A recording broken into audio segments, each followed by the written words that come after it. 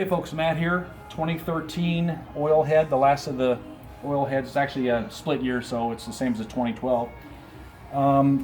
What I'm doing is adjusting the valves. The two right exhausts are a little out of clearance, so I took the C-clip off of this. This one's still on, and you lift this off, and then you remove the shim here, which is a hemisphere shim. And where the heck did I put that thing? Oh yeah, here it is.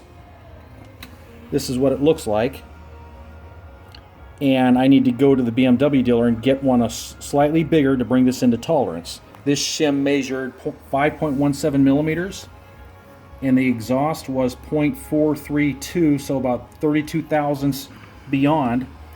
So that's how you do it. So once again, look, and then once I get it, I'll put it in there, and then I will pop it on, and then put the C-clamp back onto it. Very easy job, folks.